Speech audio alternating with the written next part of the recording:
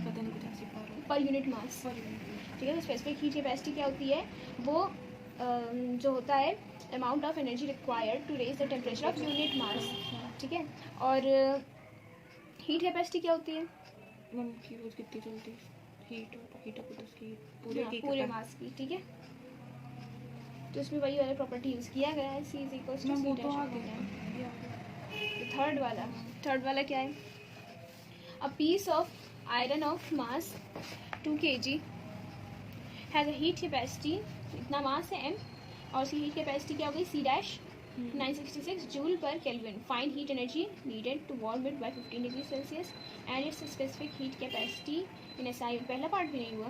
Yes ma'am, हम into करें तो पता नहीं क्या आंसर आ रहा है। हम एक नहीं 2-3 बार कर रहे हैं। अच्छा, इसको तुमने केल्विन में चेंज किया था टेम्परेचर को? 288। तो सबसे पहले 273 प्लस 15 कर लेते हैं, तो 288 केल्विन आ गया। क्वेश्चन 3, ठीक है। तो क्वेश्चन 3 क्या है,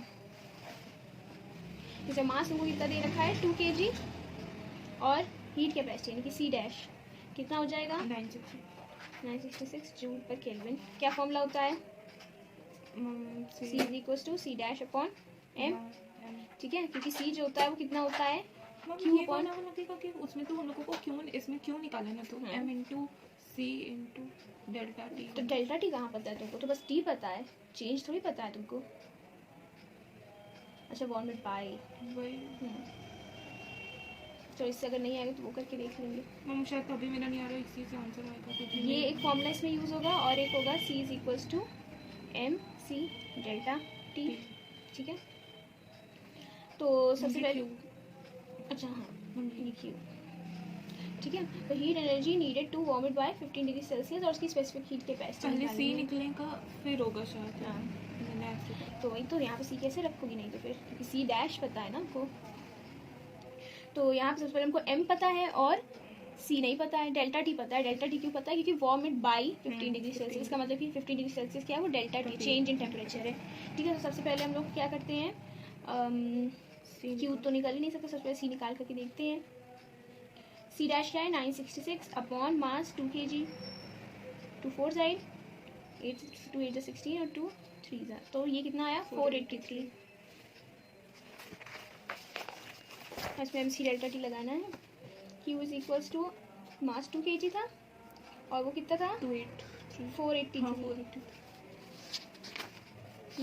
और डेल्टा T कितना है 15 और 2 × 483 तो फिर से वही हो जाएगा 966 मैम। और वो 15 को केल्विन में करना, हाँ 288। तो मल्टीप्लाई करके देखते हैं 966 288।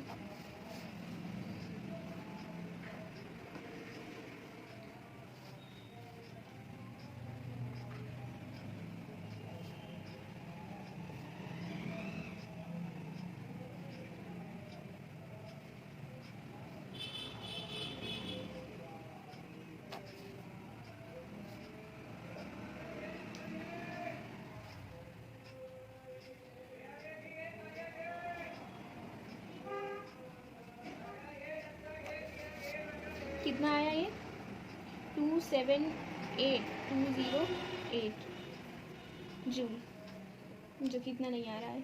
मैम मेरा भी कुछ ऐसे आया था से क्यों देखो सर केल्विन से इसलिए नहीं करेंगे क्योंकि एक इम्पॉर्टेंट बात ध्यान से निकल गई, क्या, delta K = delta degree Celsius, क्योंकि चेंज जो चाहे केल्विन में हो चाहे टेम्परेचर में हो वो सेम ही होता है, उसको हम लोग को केल्विन में करने की ज़रूरत नहीं है, ठीक है।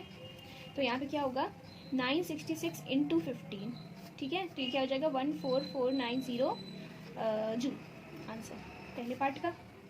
दूसरे पार्ट का निकालने के लिए क्या करेंगे, इसमें दूसरे पार्ट में हम लोग को क्या चाहिए था स्पेसिफिक हीट कैपेसिटी, जो कि कितना आया था 483, वैल्यू निकाल चुके हैं 483 जूल पर kg पर केल्विन, ठीक है। यहाँ पे सीधे हम लोग क्या रख सकते थे 2 × 483 नहीं, हम लोग सीधे रख सकते थे 966। तो Q का हम लोग एक और फॉर्मूला जान सकते हैं, क्या हो जाएगा वो C डैश × डेल्टा T, ठीक है। नेक्स्ट वाला का क्वेश्चन 20 से 70 करेंगे तो मतलब 20 तो 20 से 70 जाएगा तो कितना होगा चेंज इन टेम्परेचर? 50 तो डेल्टा टी मतलब 50 होगा 50, बस उसमें कुछ ऐड नहीं करना है। 4 से 5 कैसे किया है? क्या लगा था फॉर्मूला? मैम वही क्यू वही वाला C is equal to C dash upon M। तो क्या निकालना था? Q। C डैश आ गया था, तो Q is equal to C dash into delta T हो गया। 5th वाला क्या निकालना था? C, तो C डैश डेल्टा टी वही वाला जो नहीं फॉर्मूला बताया था ना, उसी से निकाल करके फॉर्मूले में रख के हो गया। तो ये तो फॉर्मूला ही बेस था। अभी है find the time taken by a 500 watt heater to raise the temperature of 6 है ना, ऑफ 50 ग्राम 50 kg। ये उसका मास हो गया, ये उसका क्या है? पावर है 500 वॉट, ठीक है। Of material of specific heat capacity C from 18 degree Celsius to 38 degree Celsius. Delta T कितना हो गया इसका? 20, ठीक है। Assume that all the heat energy supplied by heater is given to the material. तो उसमें हम लोग को आइडियल कंडीशन माननी है। देखते हैं कैसे करना है, बेकार इतना परेशान हो रहे थे, ठीक है। तो मास कितना हो जाएगा? इसमें दिया हुआ है 50 kg, power 500 what, temperature change in temperature कितना है? 20 डिग्री सेल्सियस, और C कितना है? 960। तो बस सबसे पहले हमने Q निकाला। Q कितना था? Q क्या होता है? CM हीट एनर्जी, ठीक है। और एनर्जी और वर्क सेम ही होते हैं, ठीक है। दोनों की मेजरिंग यूनिट क्या होती है? जूल होती है। और कई बार इंटरचेंजेबल होते हैं, एनर्जी हीट होती है, मतलब हीट एनर्जी तो होती है, हीट एनर्जी क्या बन जाती है? वर्क हो जाती है, ठीक है। इसीलिए यहाँ पे Q को हमने क्या लिया? वर्क की तरह लिया। फिर हमने यहाँ फॉर्मूला लगाया P is equals to W upon T।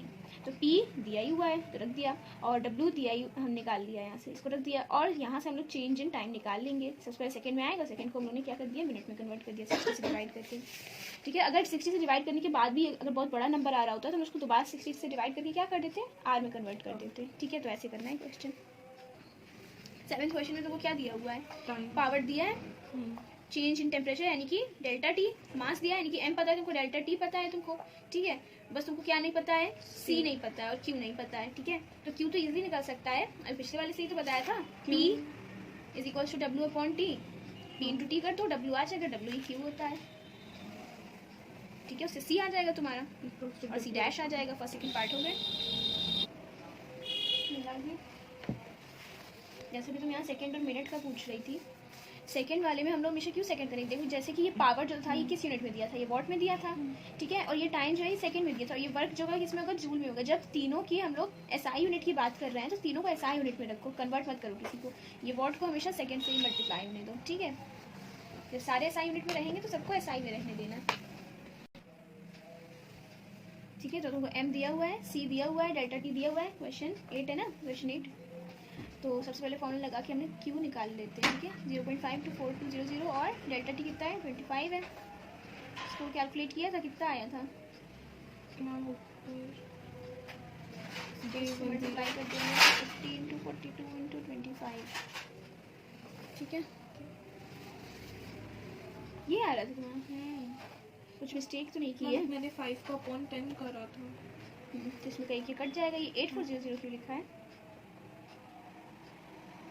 क्यों मैम क्या था? 4200 है ना, 8400 क्यों लिखा है? मैंने कहाँ का नंबर देख लिया? मैंने किसी और ने मिस कॉल को देख लिया।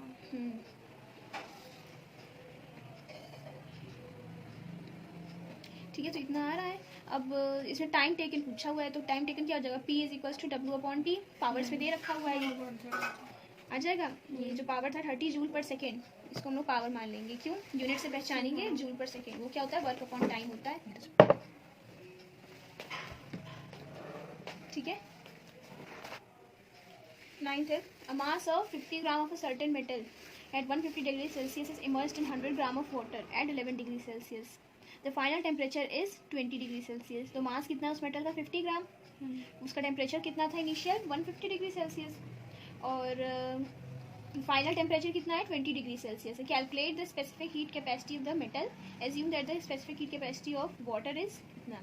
तो वो जो फॉर्मूला था M1C1 P1 minus T is equals to M2C2 T minus T2 plus MC T minus T2। Ma'am लेकिन उसमें तो T3 है। T3? हाँ, तो 3 ही तो इसमें भी तो है। ऐसे एक T था, एक T1 था, एक T2 था, इसमें भी है। T1 क्या है? 150 डिग्री सेल्सियस है, T है 20 डिग्री सेल्सियस। मतलब जो फाइनल टेम्परेचर है। हाँ, नहीं फाइनल टेम्परेचर, हाँ फाइनल टेम्परेचर था ना T, तो फाइनल टेम्परेचर कितना है? 20 डिग्री सेल्सियस है। और जो दूसरा वेसल है उसका कितना है? T2 11 डिग्री सेल्सियस, ठीक है। सबका एम भी दे रखा हुआ है, और calculate the specific capacity of the metal. ठीक है, लगाओ इसको। इसमें हालांकि कोई वेसल नहीं दिया है तो वेसल वाला नहीं लगाओगी, सिर्फ M1 is equal to M2 वाला जो है लगा दोगी। 10-11 तो सेम है। 12 में क्या है, temperature of 600 gram of cold water rises by 15 degree Celsius, तो M1 600 ग्राम, ये डेल्टा टी। और ये क्या हो गया, हॉट वाटर, इसका मास क्या है M2 300 ग्राम और एट 50 डिग्री सेल्सियस, तो इसका जो होता है डेल्टा टी नहीं दिया गया है, इसका जो है T1 दिया गया है। T1 अक्सर हॉट के लिए यूज़ किया जाता है ना, तो ये T1 दिया हुआ है तुमको, लेकिन इधर क्या दिया है तुमको, डेल्टा टी दिया हुआ है। ठीक है, मतलब ये टी नहीं 300 ग्राम वाले का टी दिया है, T1 दिया है, और 600 ग्राम वाले का डेल्टा टी दिया है। इसका डेल्टा काटो। हाँ, what was the initial temperature of the cold water, तुमको कोल्ड वाटर का इनिशियल टेम्परेचर निकालना है, एम दिया है, तुम सी वही यूज़ करोगी। Specific heat capacity of water हमेशा यही रहता है 4200 जूल पर केजी पर केल्विन। ठीक है, तो इससे ये आ जाएगा, इसको भी कर ही लोगी, हो जाएगा। 13 वाला देखते हैं, 1 kg of water is contained in a 1.25 kilowatt kettle, तो ये क्या दिया हुआ है, power. Calculate the time taken for the temperature of water to rise from 25 degree Celsius to its boiling point, इतना की डेल्टा टी दिया है तुमको, टाइम कैलकुलेट करने को बोल रहा है, पावर दिया ही हुआ है, यानी कि तुमको क्या निकालना है, सबसे पहले W या Q। ठीक है, तो स्पेसिफिक हीट कैपेसिटी इतनी दे रखी है, M पता है, डेल्टा टी पता है, C पता है, तो MC डेल्टा टी करके तुम्हारा Q आ जाएगा। उस Q को तुम इसके सामने रख दोगी, Q/T करके, Q को नीचे तो फिर टी ये, हाँ, T को नीचे भेज दोगी, T को ऊपर भेज दोगी, तो तुम्हारा T आ जाएगा। तो सिंपल है, इसके आगे वाले सारे चारों सिंपल है, सेम है।